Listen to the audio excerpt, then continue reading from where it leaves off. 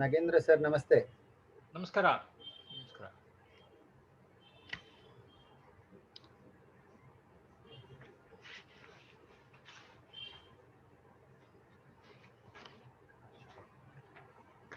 ಯಾರು ಬಂದಿಲ್ಲ?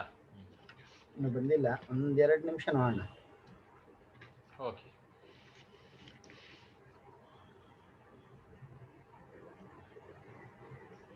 Sir assignment ಒಂದು ಸಮಾಸಗಳು ಒಂದು ಕಿರುಪರಿಚಯ ಅಂತ ಹೇಳಿ ಮಾಡ್ಬಿಡ್ಲಾ? ಅದರಲ್ಲಿ ಯಾವ ವಿಷಯ ಇದು ಮಾಡ್ತೀರಿ? ಅಲ್ಲ, ಅದು ಜನರಲ್ ಆಗಿ ಫುಲ್ ಸಮಾಸಗಳ ಬಗ್ಗೆ ಒಂದು ಕಿರುಪರಿಚಯ ಅಂತ. ಮತ್ತೆ ಇದಕ್ಕೆ ಸೆಮಿನಾರ್ಗೆ ದ್ವಂದ್ವ ಸಮಾಸ, ಸೂಕ್ಷ್ಮ ಪರಿಚಯ. ದ್ವಂದ್ವ ಸಮಾಸದ ಬಗ್ಗೆ ಮಾಡ್ತೀರಿ? ಓಕೆ, ಸೂಕ್ಷ್ಮ ಪರಿಚಯ. ಸರಿ ಸರ್. ಈಗ ಎಷ್ಟಾಗಿದೆಯೋ ಅಷ್ಟರಲ್ಲೇ ಹೇಳೋದು. ನಮಸ್ತೆ.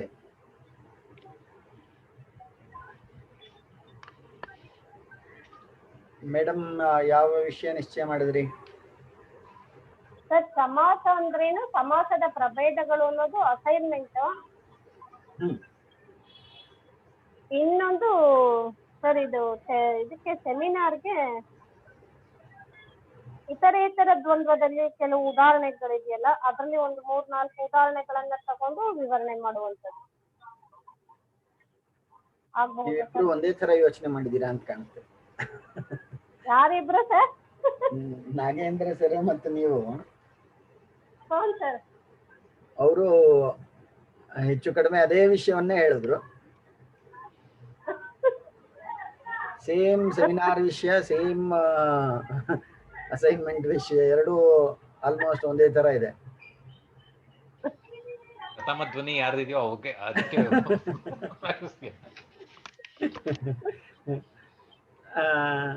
ಸರ್, ಸಮಾಸ ಸಂಪೂರ್ಣ ಪರಿಚಯ ಅಂದ್ರೆ ಸ್ವಲ್ಪ ಅದು ಹೆಚ್ಚು ವಿಸ್ತಾರ ಆಗ್ಬೋದು. ಆಗುತ್ತೆ. ಅದ್ರಲ್ಲಿ ಒಂದು ಭೇದ ತಗೊಳ್ಲಿಕ್ಕೆ ಆಗ್ತದ? ತತ್ಪುರುಷ, ಬಹುವ್ರೀಹಿ, ದ್ವಂದ್ವ. ಒಂದ್ ಕೆಲಸ ಮಾಡಿ, ನೀವೇ ಹೇಳ್ಬಿಡಿ. ಪ್ರಯತ್ನ 4ರಲ್ಲಿ ಯಾವ್ದಾದ್ರು ಒಂದು ತಗೊಳ್ಳಿ ಸರ್. ಅಲ್ಲ, ನೀವೇ ಒಂದು ಕೊಟ್ಬಿಟ್ರೆ ಅವಾಗ ಐ ವಿಲ್ ಥಿಂಕ್ ಅಂತ. ಸರ್, ಅಂದ್ರೆ ಸಮಾಸ ಅಂದ್ರೇನು, ಅದ್ರಲ್ಲಿ ಒಂದು ವಿಧ. ಪುನಃ ಸಮಾಸ ಅಂದ್ರೇನು ಅಂತ ಅವರು ಹೇಳ್ಬೇಕು, ಅದ್ರಲ್ಲಿ ಒಂದು ವಿಧ ಅವ್ರು ತಗೊಳ್ಳೋದು, ಆ ರೀತಿ ಅಲ್ವಾ ಸರ್? ಯಾವುದೇ ತಗೊಂಡ್ರು ಸಮಾಸ ಅಂದ್ರೆ ಯಾವುದೇ ವಿಷಯ ಬರಬೇಕಾದ್ರೂ ಮೊದಲನೇ ವಾಕ್ಯ ಅಲ್ಲಿಂದ ಶುರು ಮಾಡ್ಬೇಕು, ಯಾರೇ ತಗೊಂಡ್ರು. ನೀವು ತತ್ಪುರುಷದ ಭೇದಗಳನ್ನು ತಗೊಳ್ತೀರಾ ಸರ್? ನೀವು ಹೇಳಿದ್ರೆ ನಾನು ಮಾಡ್ತೀನಿ ಸರ್. ತತ್ಪುರುಷ ಮತ್ತು ಅದರ ಭೇದಗಳು. ಓಕೆ. ಅದರಲ್ಲಿ ತತ್ಪುರುಷ, ಕರ್ಮಧಾರಯ, 4 ಮತ್ತು ನೈಪ್ರಭೃತಿ. ಓಕೆ. ಇವೆಷ್ಟು ನಿಮ್ಮ ಸೆಮಿನಾರ್ಗೆ ಅಥವಾ ಸೆಮಿನಾರ್ ತಗೊಳ್ತೀರಾ ಅಥವಾ ಅಸೈನ್ಮೆಂಟ್ ತಗೊಳ್ತೀರಾ? ಇದು ಅಸೈನ್ಮೆಂಟ್ ಅಂತ ಮಾಡ್ಬಿಡ್ತೀನಿ, ಬರೀ ಅಸೈನ್ಮೆಂಟ್. ಓಕೆ. ಸೆಮಿನಾರ್ಗೆ ಇದರಲ್ಲೇ ಒಂದು ವಿಷಯ, ಒಂದು ತತ್ಪುರುಷ, ತತ್ಪುರುಷ ನೀವು ಸಂಪೂರ್ಣ ಸೆಮಿನಾರ್ ಮತ್ತು ಅಸೈನ್ಮೆಂಟ್ ವಿಷಯ. ಓಕೆ. ಲತಾ ಮೇಡಮ್, ಯಾವ್ದು ತಗೊಳ್ತೀರಿ? ನೀವೇ ಹೇಳಿ ಸರ್, ಯಾವ್ದಾದ್ರು ನೋಡಿ. ದ್ವಂದ್ವ, ಬಹುವ್ರೀಹಿ, ಅವ್ಯಯೀಭಾವ. ದ್ವಂದ್ವ ಸಮಾಸ ತಗೊಳ್ತೀವಿ ಸರ್. ದ್ವಂದ್ವ ಸಮಾಸ, ಇತರೇತರ ಮತ್ತು ಸಮಾಹಾರ, 2 ರೀತಿಯ ದ್ವಂದ್ವ ಸಮಾಸ. ಮತ್ತು ದ್ವಂದ್ವ ಸಮಾಸದ ಒಂದೇ ನಿಮಿಷ ಬಂದೆ.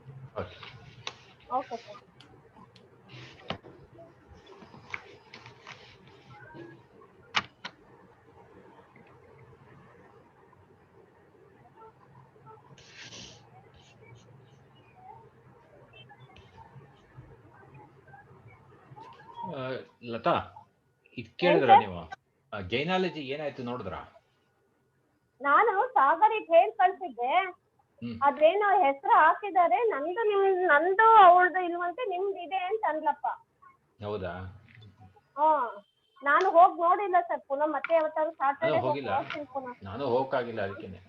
ಆಮೇಲೆ ಹೋಗಿ ಕೇಳಿದ್ರಂತೆ HODನ, ಸರ್ ಮೇಡಮ್ ಏನಾದ್ರು ಇದು ಮಾಡ್ತೀರಾ ಆನ್ಲೈನ್ ಕ್ಲಾಸ್ ಅಂತ. ನಾನು ಅವ್ರಿಗೆ ಹೇಳಿದೆ, ಎಲ್ಲ ಡೀಟೇಲ್ ಆಗಿ ಹೋಗಿ ವಿಚಾರಿಸ್ಕೊಂಬ, ಸುಮ್ನೆ ಹೋಗ್ಬಿಟ್ಟು ಹೋದ್ಸಲ ಬೈಸ್ಕೊಂಡ್ ಬಂದಿದ್ದಾಯ್ತು ಅಲ್ಲಿ, ಹ್ಮ್ ಅದಕ್ಕೆ ಹೋಗಿ ಬಾ ಅಂತಂದೆ. ಅವಳಿಗೂ ಬೈಕ್ ಕಳ್ಸಿದ್ರಂತೆ, ನಿಮ್ ಟ್ರಾನ್ಸ್ಲೇಟ್ ಅವ್ರು ಯಾರು ಕರೆಕ್ಟ್ ಆಗಿ ಬರಲ್ಲ ಅಂತ. ಆಮೇಲೆ ಆನ್ಲೈನ್ ಕ್ಲಾಸ್ ಏನು ಮಾಡಲ್ಲ ನಾನು, ಆಫ್ಲೈನೇ ಮಾಡೋದು ಅಂತಂದ್ರಂತೆ. ಹೌದಾ? ನಾನು ಹೋಗಿಲ್ಲ ಅದಕ್ಕೆ. ಹೋಗಿಲ್ಲ ಸರ್. ನಾನು ರವಿಗೆ ಮೇಡಮ್ದು ನಂಬರ್ ಕಳ್ಸೊಂಡೆ, ಅವ್ನು ಇನ್ನೂ ಕಳ್ಸಲೇ ಇಲ್ಲ. ಫೋನ್ ಮಾಡಿ ನಾರು ಕೇಳ್ಕೊಳ್ಬೋದು ಅಂತ. ಹಾಗಾದ್ರೆ ನಮ್ಮ ಮತ್ತೆ ಹೆಸರು ಯಾವತ್ತಾರು ಹಾಕಿದಾರಂತೆ. ಮೇಡಮ್ ಅದನ್ನ ಹಾಕಿದ್ದಾರೆ ಅಂತಂದ್ರು sir. Yes sir, ready. Yes sir. So ಯಾರು ಲತಾ ಮೇಡಮ್ ದ್ವಂದ್ವ ಸಮಾಸ ತಗೊಳ್ತೀರಾ? ಹಾಗಾದ್ರೆ ಓಕೆ ಸರ್. ದ್ವಂದ್ವ ಸಮಾಸದ ವಿಷಯವಾಗಿ ನೀವು ಸೆಮಿನಾರು ಮತ್ತು ಅದೇ ವಿಷಯವನ್ನೇ ಅಸೈನ್ಮೆಂಟ್ ಸ್ವಲ್ಪ ಒಂದೇ ವಿಷಯ ಇದ್ರೆ ಇನ್ನೂ ಹೆಚ್ಚು ಸ್ಪಷ್ಟತೆ ಬರ್ತದೆ. ಅದಕ್ಕೆ ಸಂಬಂಧಪಟ್ಟಂತಹ ಕೆಲವೊಂದು ಸೂತ್ರಗಳನ್ನು ನಾವು ಚರ್ಚೆ ಮಾಡಿದ್ವಿ. ಸಾಧ್ಯ ಆದ್ರೆ ಅದನ್ನು ನೀವು ಉಲ್ಲೇಖ ಮಾಡಿಕೊಂಡು ಮಾಡ್ಬೋದು.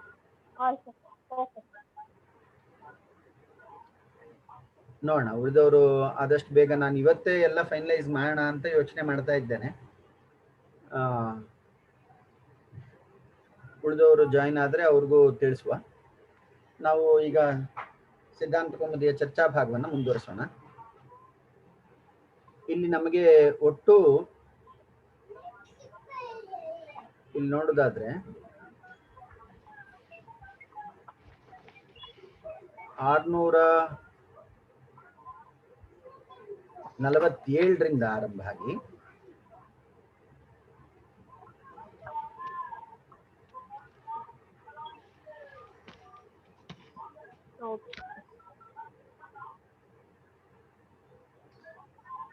664 ಸರ್. 664 647ರಿಂದ 664 ಏನು ಮುಕ್ತಾಯ. ಇಲ್ಲ ಇಲ್ಲ ಇಲ್ಲ ಇಲ್ಲ, ಅಷ್ಟು ಕಡಿಮೆ ಇಲ್ಲ. ವಾಲ್ಯೂಮ್ ಅಷ್ಟೊಂದಿದೆ. ಇಷ್ಟು ಸುಮಾರು ಒಂದು 277 ಪೇಜ್ ಇದೆ. ಹೌದು ಸರ್, ಇನ್ನು ಮುಂದಕ್ಕಿದೆ. ಅವಿಭಾವ ಮುಂದುವರೆದ ಭಾಗ ಇದೆ ಸರ್. ಹೌದು ಸರ್, ಮರ್ತೈತು. ಇಲ್ಲಿನ ಇದರ ಪ್ರಕಾರ ಇತಿ ಸಮಾಸಾಶ್ರಯ ವಿಧಿ ಪ್ರಕರಣಂ ಅಂತ ಹೇಳಿ ಇಲ್ಲಿ ಮುಗಿತಾ ಇದೆ. ಹೆಚ್ಚು ಕಡಿಮೆ 1071 400 ಸೂತ್ರಗಳ ಒಂದು ವಿಸ್ತೃತವಾದಂತಹ ಅಧ್ಯಯನ ಇದೆ. ಹೆಚ್ಚು ಕಡಿಮೆ 400 ಸೂತ್ರ, 400ಕ್ಕಿಂತ ಜಾಸ್ತಿ ಆಗ್ತದೆ. ಹೆಚ್ಚು ಕಡಿಮೆ ಒಂದು 400 ಸೂತ್ರ, 440 ಸೂತ್ರ ಆಗುತ್ತೆ. ನೋಡೋಣ ಎಷ್ಟು ನಮ್ಮ ವೇಗ ಪಡ್ಕೊಳ್ತೀವಿ ಅನ್ನೋದ್ರ ಮೇಲೆ ಹೋಗುತ್ತೆ. ಆದಷ್ಟು ನಾನು ಹೇಳಿದ್ದು ಅವ್ಯಯಿ ಭಾವ ಸಮಾಸದಲ್ಲಿ ಮಾತ್ರ ಹೇಳಿದ್ದು ಸರ್. ಹಾ, ಇಡೀ ನಮ್ಮ ಸಮಾಸ ಪ್ರಕರಣ ನಮ್ಗೀಗ 3rd ಸೆಮಿಸ್ಟರ್ ಇರುವಂತದ್ದು ಇಡೀ ಸಮಾಸ ಪ್ರಕರಣ.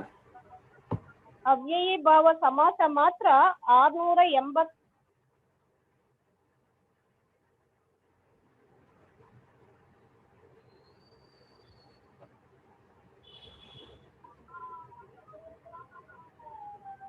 ಹಲೋ, ಹೇಳಿ ಮೇಡಮ್,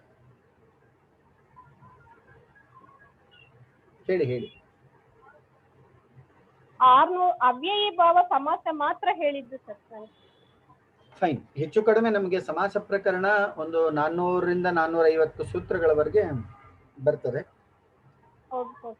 ಸೊ ನಮ್ದು ಸ್ವಲ್ಪ ವೇಗ ಪಡ್ಕೊಳ್ಳೇಬೇಕು, ಇಲ್ಲಾಂದ್ರೆ ನಾವು ಈ ವಿಚಾರ ತುಂಬಾ ಹಿಂದುಳಿದು ಬಿಡ್ತದೆ. ನೋಡೋಣ, ಆದಷ್ಟು ಕ್ವಾಲಿಟಿ ಕ್ವಾಂಟಿಟಿ ಅಂತ ಹೇಳ್ತಾರಲ್ಲ, ಎರಡೂ ವೇಗ ಮತ್ತು ಈ ಸ್ಪಷ್ಟತೆ ಎರಡನ್ನೂ ಪಡ್ಕೊಳ್ಳೋ ಹಂತಕ್ಕೆ ಹೆಚ್ಚು ಪ್ರಯತ್ನ ಮಾಡೋಣ. ನಿನ್ನೆ ತರಗತಿಯಲ್ಲಿ ನಿನ್ನೆ ನಮ್ದು ಆರಂಭ ಆಗಿದೆ. ಇವತ್ತು 2ನೇ ಸಿದ್ಧಾಂತ ಕೌಮುದಿಯ ಚರ್ಚೆಗೆ ಸಂಬಂಧಪಟ್ಟಂತೆ ಇದು 2ನೇ ಅವಧಿ. ಈ ಅವಧಿಯಲ್ಲಿ ನಿನ್ನೆ ಅವಧಿಯಲ್ಲಿ ನಾವು ಒಂದು ದೊಡ್ಡ ಪ್ರಮಾದ ಮಾಡಿದ್ದೇವೆ. ಅದಂದ್ರೆ ಮಂಗಲ ಶ್ಲೋಕವನ್ನ ಪಠನೆ ಮಾಡದೇ ಇರುವಂಥದ್ದು. ಸಾಮಾನ್ಯವಾಗಿ ಮಂಗಲ ಶ್ಲೋಕ ಪಠನೆ ಇಲ್ಲದೆ ಶಾಸ್ತ್ರಪಾಠ ಮಾಡುವುದಿಲ್ಲ, ಅದು ಕ್ರಮ. ನಿನ್ನೆಯ ಅವಧಿಯಲ್ಲಿ ಒಂದು ಸಣ್ಣ ಆ ವಿಷಯದಲ್ಲಿ ಲೋಪ ಆಗಿದೆ. ಇಲ್ಲಿ ನಿಮಗೆ ಸ್ಕ್ರೀನ್ ಕಾಣ್ತಾ ಇದೆಯಾ? ಸಿದ್ಧಾಂತ ಕೌಮುದಿ ಪೂರ್ವಾರ್ಧಂ ಅಂತ ಹೇಳಿ. ಇದು ಮಂಗಲ ಶ್ಲೋಕ, ಸಿದ್ಧಾಂತ ಕೌಮುದಿಯ ಮಂಗಲ ಶ್ಲೋಕ. ಮುನಿತ್ರಯಂ ನಮಸ್ಕೃತ್ಯ ತದುಕ್ತಿ ಪರಿಭಾವ್ಯ ಚ ವೈಯಾಕರಣ ಸಿದ್ಧಾಂತ ಕೌಮುದೀಯಂ ವಿರಚ್ಯತೆ ಅಂತ ಹೇಳಿ ಇದು ಮಂಗಲ ಶ್ಲೋಕ. ಮಂಗಲ ಶ್ಲೋಕದ ಬಗ್ಗೆ ಸ್ವಲ್ಪ ಅರ್ಥ ಮಾಡ್ಕೊಳ್ಳೋ ಪ್ರಯತ್ನ ಮಾಡೋಣ. ಮುನಿತ್ರಯಂ ನಮಸ್ಕೃತ್ಯ, ಮುನಿತ್ರಯರು ಇಲ್ಲಿ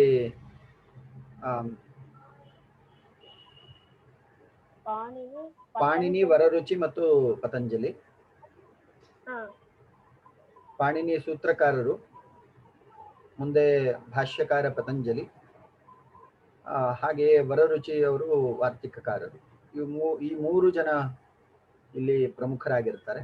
ಮುನಿತ್ರಯಂ ನಮಸ್ಕೃತ್ಯ ತದುಕ್ತಿ ಪರಿಭಾವ್ಯ ಚ, ಅವರ ವಚನಗಳನ್ನ ಸಂಪೂರ್ಣವಾಗಿ ಆಶ್ರಯಿಸಿ. ಇಲ್ಲಿ ಪರಿಭಾವ್ಯ ಅನ್ನೋ ಶಬ್ದಕ್ಕೆ ನೋಡಿ, ಪರಿಭಾವ್ಯ ವಿಚಾರ್ಯ ಇತ್ಯರ್ಥ.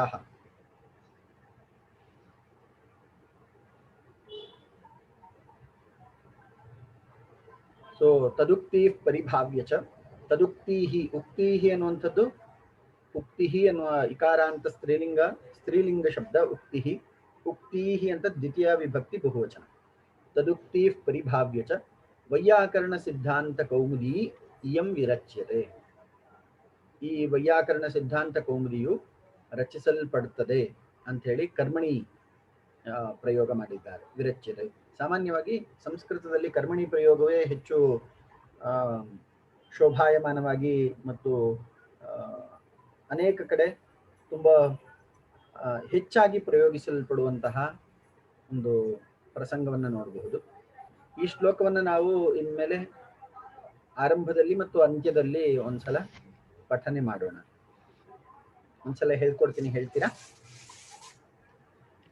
ಮುನಿತ್ರಯಂ ನಮಸ್ಕೃತ್ಯ, ಮುನಿತ್ರಯಂ ನಮಸ್ಕೃತ್ಯ ತದುಕ್ತಿ ಪರಿಭಾವ್ಯ ಚ, ನಮಸ್ಕೃತ್ಯ ತದುಕ್ತಿ ಪರಿಭಾವ್ಯ ಚ ವೈಯಾಕರಣ ಸಿದ್ಧಾಂತ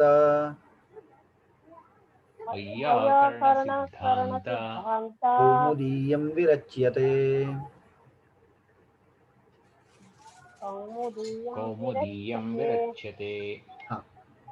ಇಲ್ಲಿ ವೈಯಾಕರಣ ಸಿದ್ಧಾಂತ ಅಂತ ಹೇಳಿ ವಿಭಾಗ ಮಾಡಬಾರದು, ಪೂರ್ಣನೇ ಹೇಳಬೇಕಾಗ್ತದೆ. ಒಂದ್ಸಲ ಹೇಳ್ತೀನಿ ಪೂರ್ಣ ಶ್ಲೋಕವನ್ನ. ಮುನಿತ್ರಯಂ ನಮಸ್ಕೃತ್ಯ ತದುಕ್ತಿ ಪರಿಭಾವ್ಯ ಚ, ತದುಕ್ತಿ ಅಲ್ಲ, ತದುಕ್ತಿ ದೀರ್ಘ ಇದೆ ಇಲ್ಲಿ. ತದುಕ್ತಿ ಪರಿಭಾವ್ಯ ಚ ವೈಯಾಕರಣ ಸಿದ್ಧಾಂತ ಕೌಮುದೀಯಂ ವಿರಚ್ಯತೆ. ವೈಯಾಕರಣ ಸಿದ್ಧಾಂತ ಕೌಮುದೀಯಂ ವಿರಚ್ಯತೆ.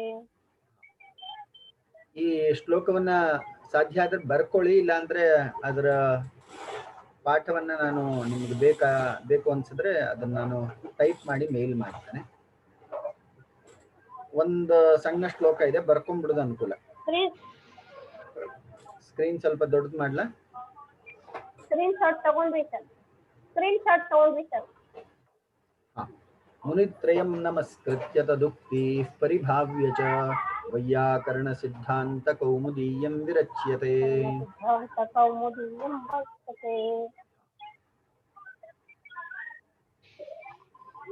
ಇನ್ನು ಒಬ್ರು ಸೇರ್ಕೊಂಡಿದ್ದಾರೆ, ಸಾಗರಿ. ಅವ್ರದ್ದು ಒಂದು ಸೆಮಿನಾರ್ ಅಸೈನ್ಮೆಂಟ್ ವಿಷಯವನ್ನ ಫೈನಲೈಸ್ ಮಾಡ್ಕೊಂಡು ಮುಂದೆ ಹೋಗೋಣ. ಸಾಗರ್ಯಾಹ ಕಾ ವಾರ್ತಾ ಅಸ್ತಿ?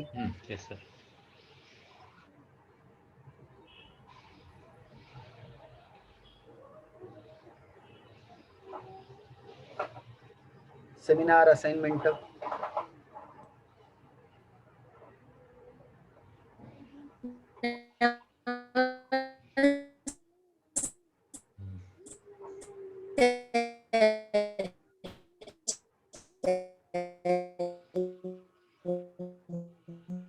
ಅವರ ಧ್ವನಿ ಸಾಗರದ ಅಲೆ ಅಂತ ಕೇಳ್ತಾ ಇದೆ. ಅರ್ಥ ಆಯ್ತಾ?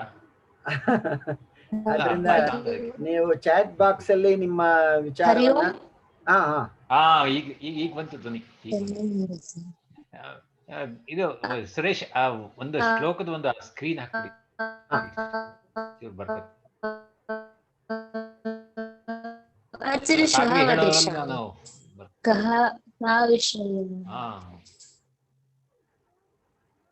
कः विषयः स्वीकृतः चिन्तितः सेमिनार् कृते?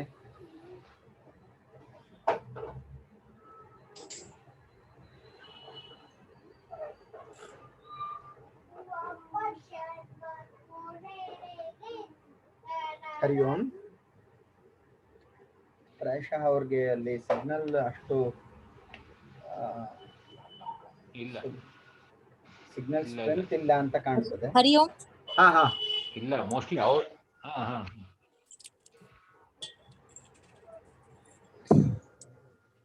हरि ओम.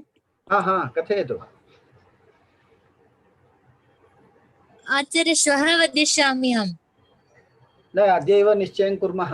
तत्र अन्येषामपि निश्चयः जातः अस्ति. तत्पुरुषं नागेन्द्रमहोदयः करोति. द्वन्द्वसमासस्य प्रभेदान् लता महोदया करिष्यति. भवती अन्ययोः द्वयोः अन्यतरत् चिनोतु. नाम बहुव्रीहिः अव्ययीभावः इदानीम् अस्ति. अहं बहुव्रीहिः स्वीकरोमि आचार्य. बहुव्रीहिः तद्भेदाश्च तद्विषये असैन्मेण्ट् कर्तव्यम्. अपि च सेमिनार् अपि तद्विषये एव वक्तव्यं. सूत्राणि तद्गतसूत्राणि मनसि निधाय सूत्राणि अपि तत्र तत्र निवेशनीयानि सन्ति. स्पष्टम् अस्ति वा? अस्तु. बहुव्रीहि तद्गतभेदाश्च. ಲತಾ ಮೇಡಮ್ ಅವರು ದ್ವಂದ್ವ ಮತ್ತು ಅದರ ಭೇದಗಳ ಬಗ್ಗೆ ಸೆಮಿನಾರ್ ಅಸೈನ್ಮೆಂಟ್ ಮಾಡ್ತಾರೆ. ಹಾಗೆ ನಾಗೇಂದ್ರ ಸರ್ ತತ್ಪುರುಷ ಮತ್ತು ಅದರ ಭೇದಗಳ ಬಗ್ಗೆ ಸೆಮಿನಾರ್ ಅಸೈನ್ಮೆಂಟ್ಸ್ ಮಾಡ್ತಾರೆ. ಇಲ್ಲಿ ನಾವು ಒಂದಷ್ಟು ನೋಡೋಣ. ಇನ್ನೊಂದಿಬ್ರು ಮೋಸ್ಟ್ಲಿ ಇವನ್ ಬರ್ಬೋದು. ಯಾರು ನಮ್ಮ ರವಿಕುಮಾರ್ ಮತ್ತು ಆ ಕಡೆ ವಿದ್ಯಾಧರೆ ಬರ್ಬೋದು. ಅವರಿಬ್ಬರು ಬರ್ಬೋದು. ಇನ್ನೊಬ್ಬ ನಿಮ್ಮ ಸಾಗರ ಅವರೆಲ್ಲ ಸೆಕೆಂಡ್ ಇಯರ್ ಪಾಸ್ ಆಗ್ಬಿಟ್ಟಿದ್ದಾರೆ. ಸೆಕೆಂಡ್ ಇಯರ್ ಆಗೋಗಿದೆ ಅವ್ರದ್ದು. ಅವ್ರಿಗೊಂದು ಸ್ವಲ್ಪ ಹೇಳಬೇಕು, ಯಾಕಂದ್ರೆ ಇದು C1 C2 ತುಂಬಾ ಕಂಪಲ್ಸರಿ ಇದೆ ಇದು. ಆದ್ರಿಂದ ಅವ್ರಿಗೂ ಒಂದ್ಸಲ ತಿಳಿಸಿ. ಸಾಗರು ಮತ್ತು ಇನ್ನೊಬ್ಬ ಸ್ವಾಮಿ ಶಿವಕುಮಾರ ಇಲ್ಲ, ಸಾಗರು, ಶಿವಕುಮಾರ, ವೃಷಭೇಂದ್ರ. ಶಿವಕುಮಾರ ಪ್ರಾಯಶಃ ಡಿಸ್ಕಂಟಿನ್ಯೂ ಅಂತ ಕಾಣ್ತದೆ. ವೃಷಭೇಂದ್ರ ಹೌದಾ ಅದೇನೋ ಗೊತ್ತಿಲ್ಲ ನಂಗೆ. ವೃಷಭೇಂದ್ರ ಪ್ರಾಯಶಃ ಅವರು ಇನ್ನೂ ದರ್ಶನ ಕೊಟ್ಟಿಲ್ಲ ಸ್ವಾಮಿಗಳು. ನಿಮ್ಮ ವಾಟ್ಸಪ್ ಗ್ರೂಪ್ ಅಲ್ಲಿ ಅವ್ರಿಗೂ ತಿಳಿಸಿ. ಅವರು ಆದಷ್ಟು ಬೇಗ ಇವತ್ತು ನಾಳೆ ಒಳಗೆ ಪ್ರತಿ ಸುದ್ದಿನೂ ಅವ್ರಿಗೆ ತಿಳಿಸ್ತೀನಿ. ಇವತ್ತು ತಿಳಿಸ್ತೀನಿ. ಪ್ರತಿ ಸುದ್ದಿಯೂ ಹೋಗುತ್ತೆ. ಅದ್ರ ನಾಟ್ ಇಂಟ್ರೆಸ್ಟೆಡ್. ಸರಿ, ಏನ್ ಮಾಡ್ಲಿಕ್ಕೆ ಆಗುದಿಲ್ಲ. ನೋಡೋಣ. ಅದು ಎಷ್ಟು ಗೃಹ ಪ್ರವೇಶದಲ್ಲೇ ಇದಾರೆ. ನೋಡೋಣ. ಸೊ ನಮ್ಮ 3 ಜನದ್ದಂತೂ ಸ್ಪಷ್ಟ ಇದೆ. ಡಾಕ್ಟರೇಟ್ ಯಾರ್ಗಾರ ಬಂತ? ಬಂತಲ್ಲ. ಈ ಸರಿ ಸಂಸ್ಕೃತ ಡಾಕ್ಟರೇಟ್, ಸಂಸ್ಕೃತ ಯಾವ್ದಾರು ಇದು ಬಂತ? ಗೋಲ್ಡ್ ಮೆಡಲ್ ಬಂತು. ಸಂಸ್ಕೃತಕ್ಕೆ ಹೌದು. ಯಾರಿಗೆ ಬಂತು ಸರ್? ಅಲ್ಲಿ ಕಾನ್ವೊಕೇಶನ್ ಅಲ್ಲಿ ಕೊಟ್ಟಿರುವಂತದ್ದು ಪ್ರಾಯಶಃ ವಂಶಿಗೆ ಮತ್ತು ಜೋಶಿ ಅಂತ ಹೇಳಿ ಇಬ್ಬರು ಕೊಟ್ಟಿದ್ದಾರೆ. ವಂಶಿ ಕೃಷ್ಣ ಮತ್ತು ಪ್ರದೀಪ್ ಜೋಶಿ ಅಂತ ಹೇಳಿ ಇಬ್ಬರಿಗೆ PhD.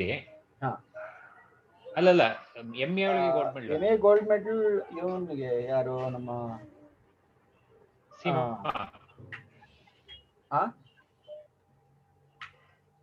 ಇಲ್ಲ ಸೀಮಾ ಬ್ಯಾಚ್ ಸೀಮಾ ಬಂತಾ? ಸೀಮಾ ಬ್ಯಾಚ್ ಇನ್ನೂ ಇಲ್ಲ, ಹಳೆ ಬ್ಯಾಚ್ದು.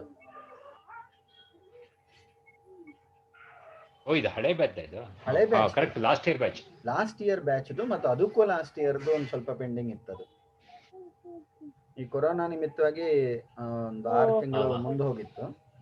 ಈ ಸೀಮಾ ಬ್ಯಾಚ್ ಅವ್ರದ್ದು ಇನ್ನೂ ಇದಾಗ್ಲಿಲ್ಲ, ಅದು ಫೈನಲೈಸ್ ಇನ್ನೂ ಆಗ್ಲಿಲ್ಲ. ಅದು ನೆಕ್ಸ್ಟ್ ಕಾನ್ವೊಕೇಶನ್ ಬರ್ತದೆ, ನೆಕ್ಸ್ಟ್ ಇದಕ್ಕೆ ಬರ್ತದೆ. ಹಾ ಇದು ಓಕೆ. ಅವನ ಹೆಸರೇನು, ದೆಹಲಿ ಅವನು,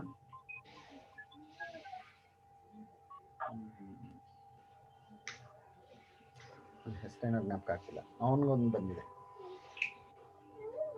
ವಸಂತಲಕ್ಷ್ಮಿ ಅವ್ರಿಗೆ ಬಂದಿದೆ. ವಸಂತಲಕ್ಷ್ಮಿ ಅಂಡ್ ಬ್ಯಾಚ್ ನಿಮಗೆ ಪರಿಚಯ ಇದೆಯೋ ಅಲ್ಲೋ ಗೊತ್ತಿಲ್ಲ. ಶ್ರೇಯ ತನೇಜಾ ಅನ್ನೋನ್ಗೆ ಹೆಚ್ಚಿನ ಗೋಲ್ಡ್ ಮೆಡಲ್ಸ್. ವಸಂತಲಕ್ಷ್ಮಿ ಅವ್ರಿಗೆ ಒಂದು ಬಂದಿದೆ. ಈ ರೀತಿ ಇಬ್ರು ಬಂದಿದೆ. ಫೈನಲ್ ಲಿಸ್ಟ್ ಬಿಟ್ಟಿದ್ದಾರೆ, ಅಲ್ಲಿ ವೆಬ್ಸೈಟ್ ಅಲ್ಲೂ ಬಿಟ್ಟಿದ್ದಾರೆ. Final list of gold medalist ಅಂತ ಹೇಳಿ ವೆಬ್ಸೈಟ್ ಅಲ್ಲಿ ಬಿಟ್ಟಿದ್ದಾರೆ. Okay okay fine. ಸೊ ಈಗ ನಾವು ಪ್ರಕೃತ ಮನುಸರಾಮ. ಸರ್ ಈ ಸ್ಲೈಡ್ ಇಂದ ಮುಂದೆ ಹೋಗ್ಬೋದಾ ನಾವು ಆ ಕಡೆಗೆ? Okay okay okay okay. ಸಮಾಸ ಪ್ರಕರಣ ಅವ್ಯಯೀಭಾವ ಸಮಾಸ. ನಿನ್ನೆ ನಾವು 4 ಸೂತ್ರಗಳನ್ನು ಅಧ್ಯಯನ ಮಾಡಿದ್ವಿ. ಒಂದ್ಸಲ ಪರಾಮರ್ಶೆ ಮಾಡೋಣ. ಮೊದಲನೇದು ಆ 4 ಸೂತ್ರದ ಸಂಕ್ಷಿಪ್ತ ಸಾರ ಹೇಳ್ಬೋದಾ ಯಾರಾದ್ರೂ? ಸಮರ್ಥ ಪದವಿಧಿ. ಅಲ್ಲಿಂದ ಪ್ರಾರಂಭ. ಸಮರ್ಥ ಪದವಿಧಿ ಪದಸಂಬಂಧಿ ಯೋ ವಿಧಿ ಸಹ ಸಮರ್ಥಾಶ್ರಿತೋ ಬೋಧ್ಯ. ನಾವು ನೋಡೋಣ, ಇನ್ನೊಂದು ಸ್ವಲ್ಪ ದಿನ ಆದ್ಮೇಲೆ ಒಂದು ಸೂತ್ರಗಳ ಕ್ರಮವನ್ನ ಯಥಾಕ್ರಮ ಒಂದು ಸ್ವಲ್ಪ ಅಧ್ಯಯನ ಮಾಡುವ. ಒಂದು 10 ನಿಮಿಷ 5 ನಿಮಿಷ ಎಷ್ಟು ಸಾಧ್ಯ ಆಗ್ತದೋ ಪ್ರತಿದಿನ ಒಂದು ಸ್ವಲ್ಪ ಆ ಸೂತ್ರ ಪಾಠವನ್ನ ಮಾಡುವುದು ತುಂಬಾ ಅನುಕೂಲ ಆಗ್ತದೆ. ಪದ ಸಂಬಂಧಿಯೋ ವಿಧಿ ಸಹ ಸಮರ್ಥಾಶ್ರಿತೋ ಬೋಧ್ಯ. ಪದಗಳ ಮಧ್ಯೆ ಸಾಮರ್ಥ್ಯಯುಕ್ತವಾದಂತಹ ಪದಗಳ ಮಧ್ಯೆ ಸಮಾಸವು ಸಂಭವಿಸಲಿಕ್ಕೆ ಸಾಧ್ಯ ಆಗುತ್ತೆ. ಅಲ್ಲಿ ಆಕಾಂಕ್ಷ, ಯೋಗ್ಯತಾ, ಸನ್ನಿಧಿ ಮತ್ತು ತಾತ್ಪರ್ಯ ಎಂಬ 4 ಅಂಶಗಳನ್ನ ವ್ಯಕ್ತಪಡಿಸಿದ್ದಾರೆ. ಹಾಗೆಯೇ ವ್ಯಪೇಕ್ಷಾ ಭಾವ ಸಾಮರ್ಥ್ಯ ಮತ್ತು ಏಕಾರ್ಥಿ ಭಾವ ಸಾಮರ್ಥ್ಯ ಅಂತ ಹೇಳಿ 2 ಸಾಮರ್ಥ್ಯವನ್ನು ಹೇಳಿದ್ದಾರೆ. ಪದಗಳು ಸ್ವತಂತ್ರವಾಗಿ ಕೆಲವು ಅರ್ಥ ಪ್ರಕಾಶನ ಸಾಮರ್ಥ್ಯವನ್ನು ಹೊಂದಿರ್ತದೆ. ಹಾಗೆಯೇ ಒಂದು ವಾಕ್ಯದ ಅಂಗಭೂತವಾಗಿಯೂ ಕೂಡ ಅವು ಸಾಮುದಾಯಿಕ ಅರ್ಥವನ್ನ ಪ್ರಕಾಶ ಮಾಡುವಂತಹ ಸಾಮರ್ಥ್ಯವನ್ನು ಹೊಂದಿರ್ತದೆ. ಈ ರೀತಿ 2 ಸಾಮರ್ಥ್ಯಗಳಿರುತ್ತೆ ಅನ್ನುವಂತಹ ವಿಚಾರವನ್ನು ಹೇಳಿದ್ದಾರೆ. ಹಾಗೆಯೇ 2ನೇ ಸೂತ್ರ ಪ್ರಾಕ್ಕಡಾರಾತ್ ಸಮಾಸಃ. ಸಮಾಸಃ ಅನ್ನುವಂತಹ ಶಬ್ದ ಅನುವೃತ್ತಿ ಆಗುತ್ತೆ ಈ ಸೂತ್ರದಿಂದ. ಇದು 2ನೇ ಅಧ್ಯಾಯದ 1ನೇ ಪಾದದ 3ನೇ ಸೂತ್ರ. ಇಲ್ಲಿಂದ ಆರಂಭ ಆಗಿ 2ನೇ ಅಧ್ಯಾಯದ 2ನೇ ಪಾದದ ಕೊನೆಯ ಸೂತ್ರದವರೆಗೆ ಈ ಸಮಾಸಃ ಸಮಾಸಃ ಸಮಾಸಃ ಅಂತೇಳಿ ನಾವು ಅನುವೃತ್ತಿ ಮಾಡ್ಕೊಳ್ಬೇಕು. ಅನುವೃತ್ತಿ ಅಂದ್ರೆ ಆ ಶಬ್ದವನ್ನ ಮುಂದಿನ ಎಲ್ಲ ಸೂತ್ರಗಳಲ್ಲಿ ನಾವು ಹೇಳ್ಕೊಳ್ಬೇಕು, ಅದಿದೆ ಅಂತ ಭಾವಿಸ್ಕೊಳ್ಬೇಕು. ಸೊ ಪ್ರಾಕ್ಕಡಾರಾತ್ ಸಮಾಸಃ ಅಂತ ಹೇಳಿ ಸಮಾಸ ವಿಧಾಯಕವಾದಂತಹ ಸೂತ್ರ. ಇನ್ನು ಮೂರನೆಯ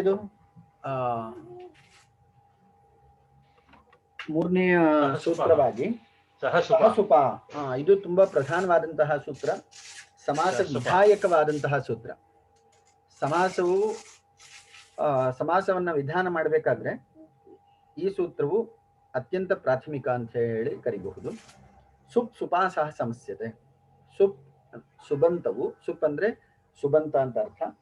ಪ್ರತ್ಯಗ್ರಹಣೆ ತದಂತಹ ಗ್ರಾಹ್ಯಾಹ ಅನ್ನುವಂತಹ ನಿಯಮದಿಂದ ಸುಪ್ ಅನ್ನುವ ಪ್ರತ್ಯಯ ಗ್ರಹಿಸುವಾಗ ಸುಬಂತ ಅಂತ ಹೇಳಿ ನಾವು ಗ್ರಹಿಸಿಕೊಳ್ಬೇಕು. ಸೊ ಸುಬಂತವು ಮತ್ತೊಂದು ಸುಬಂತದೊಂದಿಗೆ ಸಮಾಸವನ್ನು ಹೊಂದುತ್ತೆ. ಸುಪ್ ಸುಪಾಸಹ ಸಮಸ್ಯತೆ ಅಂತ ಹೇಳಿ ಈ ವಿಚಾರವನ್ನ ಇಲ್ಲಿ ಹೇಳಿದ್ರು. ಹಾಗೆಯೇ ಮುಂದೆ ಸುಪೋಧಾತು ಪ್ರಾತಿಪದಿಕಯೋಹೋ ಎಂಬಲ್ಲಿ ಏತಯೋಃ ಅವಯವಸ್ಯ ಸುಪಃ ಲುಕ್ ಸ್ಯಾತ್. ಈ ಸುಪ್ ಧಾತು ಪ್ರಾತಿಪದಿಕಯೋಃ ಸುಪಃ ಲುಕ್ ಸ್ಯಾತ್. ಧಾತು ಮತ್ತು ಪ್ರಾತಿಪದಿಕಗಳ ಸುಪ್ ಲುಕ್ ಆಗತ್ತೆ. ಅಂದ್ರೆ ಈಗ ಉದಾಹರಣೆಗೆ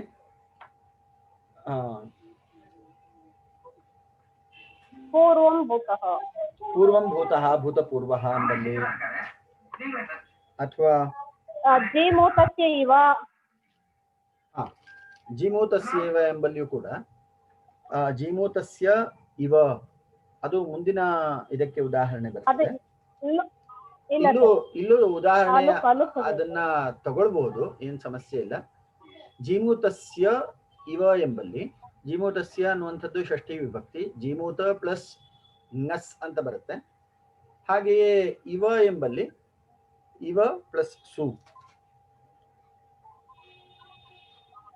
ಇಲ್ಲಿ ನಸ್ ಮತ್ತು ಸು ಈ ಎರಡು ಪ್ರತ್ಯಯಗಳು ಲೋಪ ಆಗುತ್ತೆ.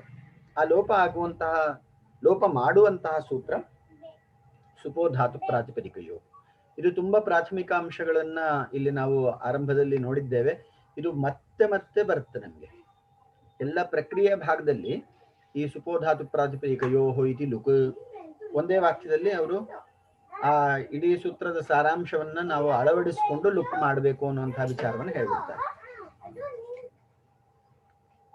ಇನ್ನು ಮುಂದಿಂದು ಅವ್ಯಯೀ ಭಾವ. ಸರ್ ಒಂದೇ ಒಂದ್ ನಿಮಿಷ. ಜೀಮೂತಸ್ಯ ಇವ ಅನ್ನೋದು ಲುಕ್ ಸಮಾಸಕ್ಕೆ ಉದಾಹರಣೆ. ಜೀಮೂತಸ್ಯೇವ ಅನ್ನೋದು ಅಲುಕ್ ಸಮಾಸಕ್ಕೆ ಉದಾಹರಣೆ ಅಲ್ವಾ?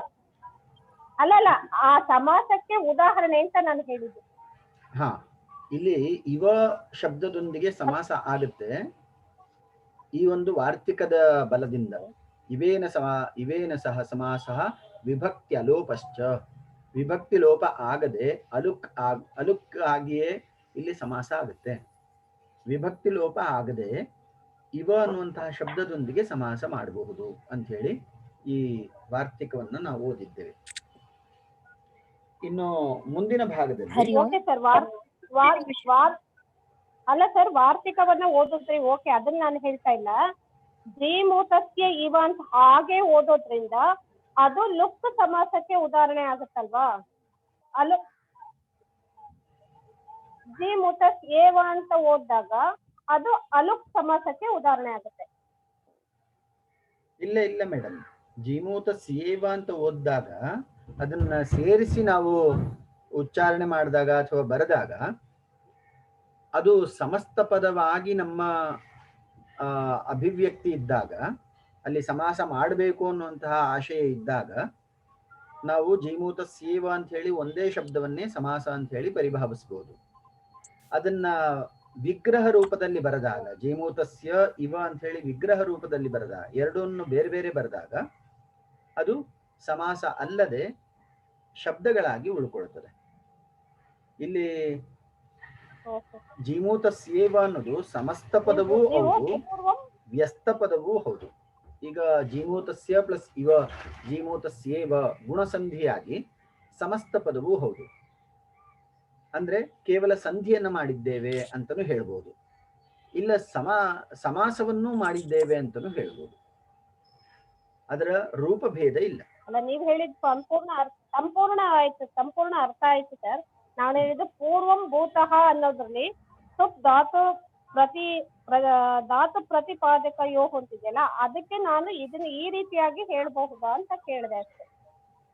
ಸುಪೋಧಾತು ಪ್ರಾತಿಪದಿಕಯೋ ಅನ್ನೋದು ಧಾತು ಪ್ರಾತಿಪದಿಕಯೋ ಸುಪಃ ಲುಕ್ ಸ್ಯಾತ್. ಈಗ ನಾವು ಪ್ರಾಜ್ಞ ಪುರುಷ ಉದಾಹರಣೆ, ಪ್ರಸಿದ್ಧವಾದಂತಹ ಉದಾಹರಣೆಯನ್ನೇ ತಗೋಣ. ಅಥವಾ ವೃಕ್ಷಸ್ಯ ಮೂಲಂ ವೃಕ್ಷ ಮೂಲಂ, ಷಷ್ಠಿ ತತ್ಪುರುಷ ಸಮಾಸದ ಉದಾಹರಣೆ ಸರಳ ಇರ್ತದೆ, ಅದನ್ನೇ ತಗೋಣ. ವೃಕ್ಷಸ್ಯ ಮೂಲಂ ಎಂಬಲ್ಲಿ ವೃಕ್ಷ ನಸ್ ಮೂಲ ಸು, ಇದು ಯಾವುದು ಯಾವ ವಿಗ್ರಹ? ಇದು ಅಲೌಕಿಕ ವಿಗ್ರಹ. ಈ ಅಲೌಕಿಕ ವಿಗ್ರಹದ ಅವಸ್ಥೆಯಲ್ಲಿ ವೃಕ್ಷ ನಸ್ ಮೂಲ ಸು ಅಂತ ಇರುತ್ತೆ. ನಸ್ ಮತ್ತು ಸು ಎಂಬ ಈ ಎರಡು ಪ್ರತ್ಯಯಗಳು ಲೋಪ ಆಗ್ತದೆ. ಆ ಲೋಪ ಆಗ್ಲಿಕ್ಕೆ ಕಾರಣ ಈ ಸೂತ್ರ ಸುಪೋಧಾತು ಪ್ರಾತಿಪದಿಕಯೋ ಅನ್ನುವಂತಹ ಸೂತ್ರ. ಆಗ ಆ ಎರಡು ಪ್ರತ್ಯಯಗಳು ಲೋಪ ಆಗಿ ಕೇವಲ ಪ್ರಾತಿಪದಿಕವು ಎರಡು ಉಳ್ಕೊಳ್ಳುತ್ತೆ. ವೃಕ್ಷ ಮತ್ತು ಮೂಲ ಈ ಎರಡು ಪ್ರಾತಿಪದಿಕಗಳು ಒಟ್ಟಿಗೆ ಸೇರಿ ಒಂದು ಪ್ರಾತಿಪದಿಕ ಆಗುತ್ತೆ. ವೃಕ್ಷ ಮೂಲ ಅಂತ ಹೇಳಿ ಒಂದು ಪ್ರಾತಿಪದಿಕ ಆಗುತ್ತೆ.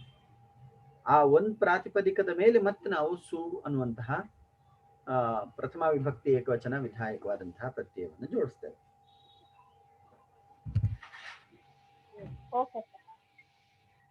सागरी किमपि विवक्षति? आम् आचार्य, अस्माकं समीपे 5 पुस्तकानि सन्ति। केषु पुस्तकेषु वयं कं पुस्तकम् अनुसरन्ति स्म? भवती ह्यः नागतवती इति मन्ये। अस्माभिः ब्लॉक 20 कोर्स 3 इति यत् पुस्तकमस्ति तत्र पृष्ठसङ्ख्या 45,145 145 ब्लॉक 20 अथवा आचार्य? ब्लॉक 20 कोर्स 3 इति पुस्तके पेज नंबर 145 नास्ति मम समीपे। नास्ति तो नास्ति ಸರ್ चेत् ಲಾಸ್ಟ್ ಇಯರ್ ಅದು ಜೆರಾಕ್ಸ್ ಮಾಡ್ಕೊಂಡಿದ್ದಾರೆ ಸರ್. ಹಿಂದಿನ ಇದರಲ್ಲೇ ಮಾಡಿಸ್ಕೊಂಡಿದ್ದೀರಂತಲ್ಲ ಜೆರಾಕ್ಸ್. ನಾನು ಮಾತಾಡ್ಲಾ? ಮಾತಾಡಿ ಭಗಿನಿ ಲಾಸ್ಟ್ ಇಯರ್ ಜೆರಾಕ್ಸ್ ಮಾಡ್ಕೊಂಡಿದ್ಯಲ್ಲ 20 ಬ್ಲಾಕ್ ಅದರಲ್ಲೇ ಇದೆ. Last year last year Kaveri ನದಿಗೆ ಬಿಟ್ಬಿಟ್ಟೆ ಅಲ್ಲ, ಕಾರಕ ಪ್ರಕರಣದಲ್ಲಿ ನಿನಗೆ ಷಷ್ಠಿ ವಿಭಕ್ತಿ ಪ್ರಕರಣ ಅಂತಿದೆ ಬ್ಲಾಕ್ 20 ಪಶ್ಯಾಮಿ. ಇದೆ. ಧನ್ಯವಾದ. ಓಕೆ ಸಿಕ್ತ ಪುಸ್ತಕ ಅಥವಾ ಹೇಗೆ? अस्तु वयम् अग्रे सरामः। स्पष्टमस्ति खलु इदानीं? आम् आचार्य। अव्ययी भावः ಇವತ್ತಿನ ಚರ್ಚಾ ವಿಷಯ. ಅವ್ಯಯೀ ಭಾವಃ ಅಧಿಕಾರೋಯಂ. ಇದು ಅಧಿಕಾರ ಸೂತ್ರ. ಅಧಿಕಾರಃ ಅನ್ನುವಂಥದ್ದು ಅಧಿಕ್ರಿಯತೆ. ಈ ಮುಂದಿನ ಸೂತ್ರಗಳಲ್ಲಿ ಅವ್ಯಯೀ ಭಾವಃ ಅನ್ನುವಂತಹ ಈ ಸಂಜ್ಞೆ ಏನಿದೆ, ಈ ಸಂಜ್ಞೆಯು ಮುಂದಿನ ಎಲ್ಲ ಸೂತ್ರಗಳಲ್ಲಿಯೂ ಅನುವೃತ್ತಿಯನ್ನ ಹೊಂದುತ್ತೆ. ಈ ಅಧಿಕಾರ ಸೂತ್ರದ ಬಗ್ಗೆ ಒಂದು ಸಣ್ಣ ಮಾಹಿತಿ ನೀವು ತಿಳಿದುಕೊಳ್ಳೋದು ಒಳ್ಳೆಯದು.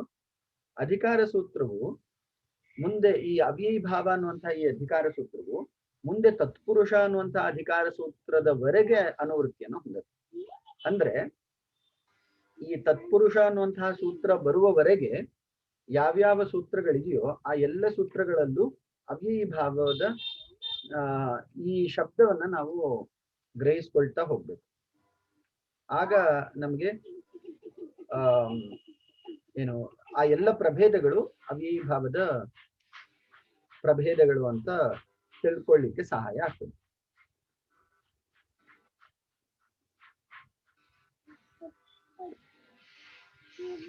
ಈಗ ನೋಡಿ, ಇದು 5ನೇ ಸೂತ್ರ ಇದೆ.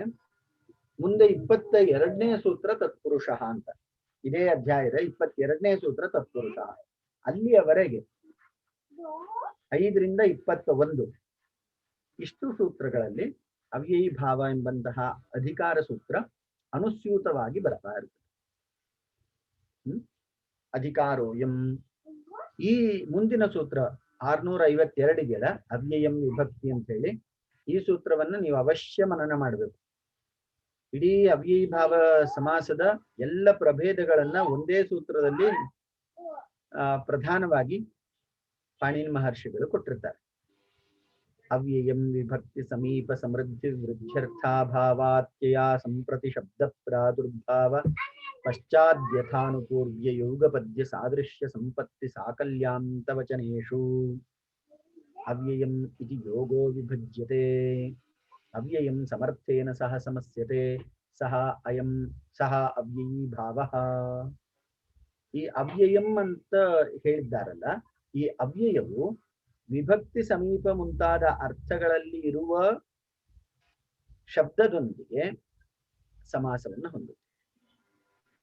ಈ ಅವ್ಯಯವು ವಿಭಕ್ತ್ಯಾದಿ ಸಣ್ಣ ಬುಕ್ ಅಲ್ಲಿ ಕೊನೆಯಲ್ಲಿ ಹೇಳಿದ್ರಲ್ಲ ಸರ್. ಹಾ, ಈ ಅವ್ಯಯವು ವಿಭಕ್ತ್ಯಾದಿ ಅರ್ಥಗಳಲ್ಲಿರುವ ಸಂದರ್ಭದಲ್ಲಿ ಮತ್ತೊಂದು ಸುಬಂತದೊಂದಿಗೆ ಯಾವುದು ಸಮಾಸವನ್ನ ಹೊಂದುತ್ತೆ. ಇಲ್ಲಿ ಸಪ್ತಮ್ಯಂತ ನೋಡಿ, ವಚನೇಶು ಅಂತ ಹೇಳಿ ಸಪ್ತಮ್ಯಂತ ಇದೆ. ಅವ್ಯಯವು ವಿಭಕ್ತ್ಯಾದಿ ಅರ್ಥಗಳಲ್ಲಿ ಇದ್ದಾಗ ಮತ್ತೊಂದು ಸುಬಂತದೊಂದಿಗೆ ಸಮಾಸವನ್ನ ಹೊಂದುತ್ತೆ. ಇದು ಇದರ ತಾತ್ಪರ್ಯಾರ್ಥ. ಅಲ್ಲಿ ಉದಾಹರಣೆಯನ್ನ ಇನ್ನು ಇದಕ್ಕೆ ಸಂಬಂಧಪಟ್ಟಂತಹ ಉದಾಹರಣೆಯನ್ನ ಮುಂದಿನ ಹಂತದಲ್ಲಿ ಕೊಡ್ತಾರೆ. ಯಾಕಂದ್ರೆ ಇಲ್ಲಿ ಇನ್ನು ಕೆಲವೊಂದು ವಿಚಾರಗಳನ್ನ ಜೋಡಿಸ್ಬೇಕಾಗಿದೆ.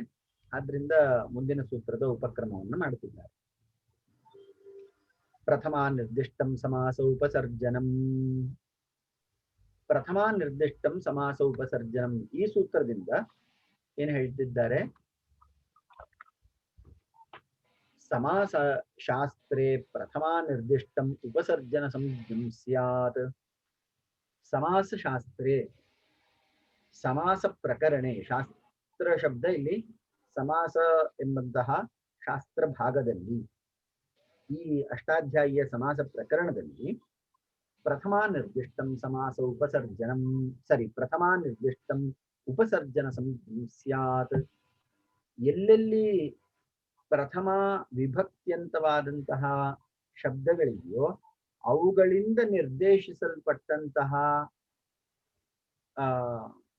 ಯಾವ ಅವ್ಯಯಾದಿ ಶಬ್ದಗಳಿದೆಯೋ ಅಂತಹ ಶಬ್ದಗಳು ಉಪಸರ್ಜನ ಎಂಬ ಹೆಸರನ್ನ ಪಡ್ಕೊಳ್ಳುತ್ತೆ.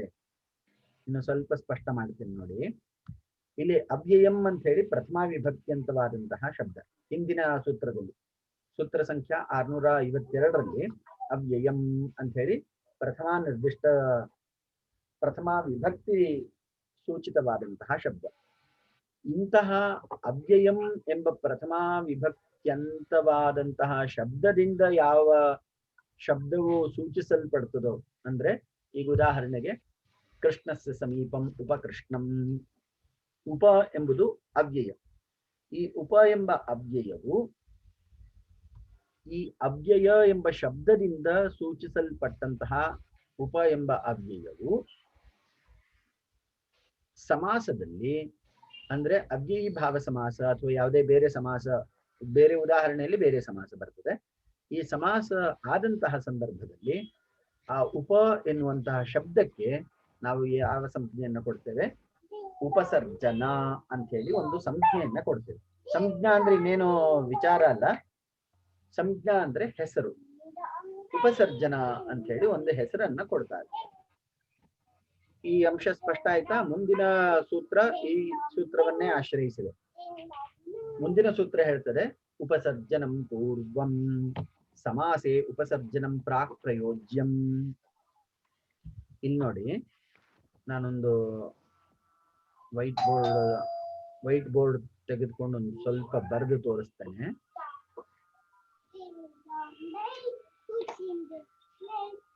ಇಲ್ಲಿ ನಾವು ಕೃಷ್ಣಸ್ಯ ಸಮೀಪಂ ಎಂಬ ಉದಾಹರಣೆಯನ್ನು ತಗೋಣ. ಉಪ ಮತ್ತು ಕೃಷ್ಣ ಈ ಎರಡು ಶಬ್ದದಲ್ಲಿ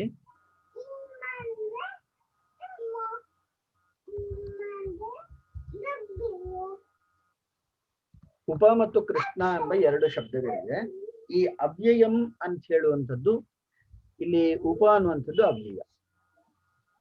ಈ ಎರಡು ಶಬ್ದಗಳಲ್ಲಿ ಉಪ ಅನ್ನುವಂತಹ ಆ ಸೂತ್ರದಲ್ಲಿರುವಂತಹ ಅವ್ಯಯಂ ಅನ್ನುವಂಥದ್ದು ಪ್ರಥಮ ವಿಭಕ್ತಿ ಇದೆ.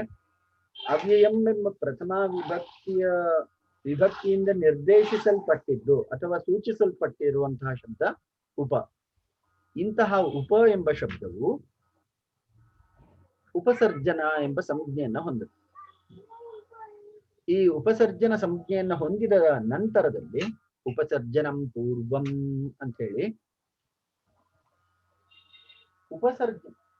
ಉಪಸರ್ಜನ ಸಂಜ್ಞೆ ಇರುವಂತಹ ಶಬ್ದವು ಪೂರ್ವ ನಿಪಾತ ಮಾಡಬೇಕು. ಅಂದ್ರೆ ಈ ಎರಡರಲ್ಲಿ ಉಪಸರ್ಜನ ಸಂಜ್ಞೆ ಇರುವಂತಹ ಶಬ್ದ ಅಂತಹ ಉಪಶಬ್ದವನ್ನ ನಾವು ಮೊದಲು ಪ್ರಯೋಗ ಮಾಡಬೇಕು.